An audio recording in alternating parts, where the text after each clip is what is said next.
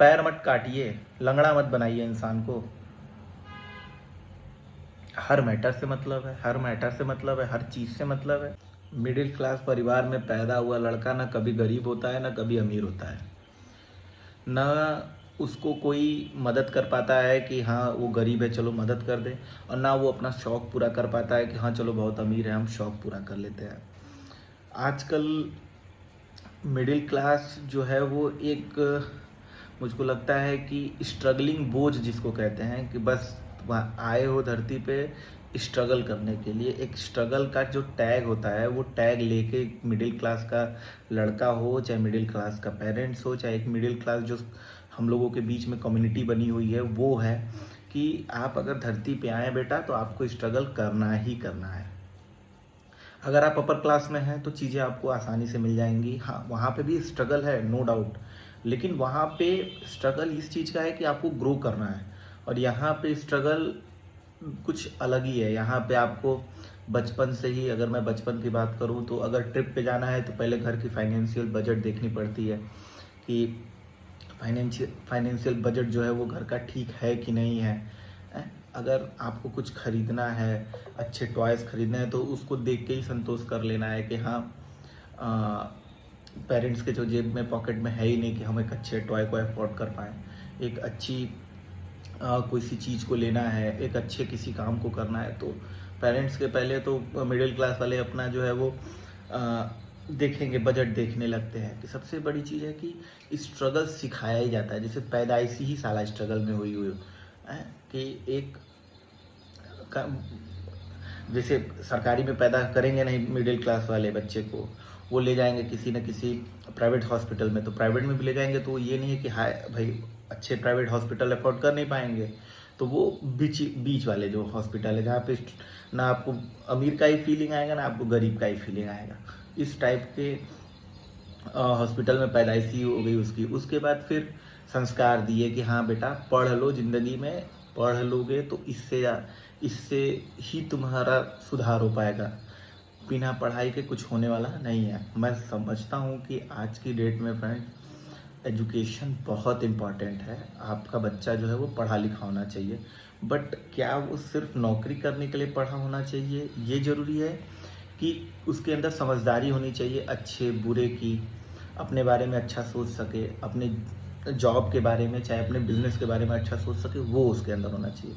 लेकिन हमें चाहे वो स्कूल हो, चाहे वो आपका घर हो, चाहे वो ट्यूशन हो, चाहे वो समाज हो, जो ये मिडिल क्लास समाज है, उसमें हमें बस एक चीज़ सिखाई जाती है, बेटा पढ़ लोगे तुम्हारी ज़िंदगी सुधर जाएगी, बेटा पढ़ लोगे तुम्हारी ज़िंदगी सुधर जाएगी।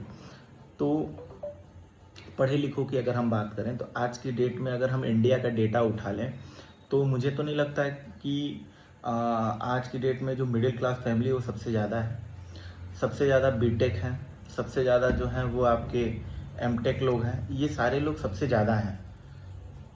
मैं गलत तो नहीं कह रहा हूँ, अगर कहीं से गलत हूँ तो वो भी आप बताइए, मुझे कमेंट बॉक्स में ज़रूर कमेंट करिए कि सर आप कहीं से गलत बता रहे हैं। तो क्यों सबसे ज़्यादा बीए किए हुए वाले लोग हैं, सबसे ज़्यादा जो है वो एमए किए वाले लोग हैं, ये लोग क्यों पड़े हुए हैं आज की डेट में? रीज़न क्या है इसके पीछे? मिडिल क्लास सोच, क्योंकि हमने कभी स्किल्स पे काम ही नहीं किया, हमने बस पढ़ाई पे काम किया। 100 में से मुझे लगता है कि 1-2% ऐसे लोग होंगे, 1-2% 100 में से, मतलब ऑल ओवर इंडिया की मिडिल क्लास की बात करूँ, जिसमें पेरेंट्स सपोर्टिव हैं, गरीब भी पेरेंट्स हैं, बट वो अपने बच्चों को सपोर्ट करते हैं और वो अपने बच्चों को एक टॉप लेवल पे ले जाने के लिए मेहनत करते हैं कि चलो मेरा बच्चा है, अगर वो खेल रहा है, क्रिकेट खेल रहा है तो उसको मैं आगे बढ़ाऊंगा। मेरा बच्चा अगर किसी अदर स्पोर्ट्स में अच्छा है, मेरा बच्चा अगर किसी बिजनेस में अच्छा है, मेरा बच्चा अगर मान लो पढ़ाई में ही अच्छा है तो साला चलो खेत बेच के पढ़ाएंगे अपने बच्चे को, लेकिन मैं अपने बच्चे को लायक बनाऊंगा और टॉप का बनाऊंगा। तो ऐसे मुझको लगता है कि 2-4 पेरेंट्स ही ऐसे हैं जो ये काम करते हैं, अन्य मुझको तो नहीं लगता फ्रेंड्स कि कोई भी है जो ये सपोर्ट वगैरह करता है। सबके मुंह पे ये रोना रहता है, अपने से करो, अपना देखो, अपने से समझो, और ये बोझ के तले समझ लीजिए कि मिडिल क्लास का चाहे बच्चा हो चाहे पेरेंट्स हो दबते चले जा रहे हैं। और आज की डेट में सिर्फ अगर किसी भी सबके परिवार में एक छोटा मोटा कलेश होता है, सिर्फ एक कलेश है, पैसे का कलेश। अगर एक मिडिल क्लास के परिवार में, चाहे आप कभी सुने हैं कि बड़ों के परिवार में बहुत होता है, ऐसा नहीं है, सबके यहाँ होता है, बट उनका कलेश अलग है। मिडिल क्लास का एक कलेश है कि पहले लड़के सक्सेस हो जाए। मैं 2018 से आप डेटा उठा लीजिए, 17 से BTC B.Ed किए हुए बच्चे तमाम पढ़े हुए हैं, सब टीचर हो गए हैं, कोई टीचर नहीं हुआ है। ठीक, तो जब वैकेंसी नहीं तो टीचर कहाँ से होगा? तो अब ये ऑप्शन है प्राइवेट में, तो साला जब पहले ही प्राइवेट में जाना था तो आदमी पहले ही प्राइवेट में गया होता, फिर गवर्नमेंट के बारे में सोचने की क्या ज़रूरत थी? उसमें हमारी गलती है, उसमें मेरी गलती है। मतलब कि अब एक लड़का है, वो अगर एक बार में कोई एग्ज़ाम क्वालिफाई हो जाता है भाई, 1 अटेम्प्ट देता है, 2 अटेम्प्ट देता है, 3 अटेम्प्ट देता है।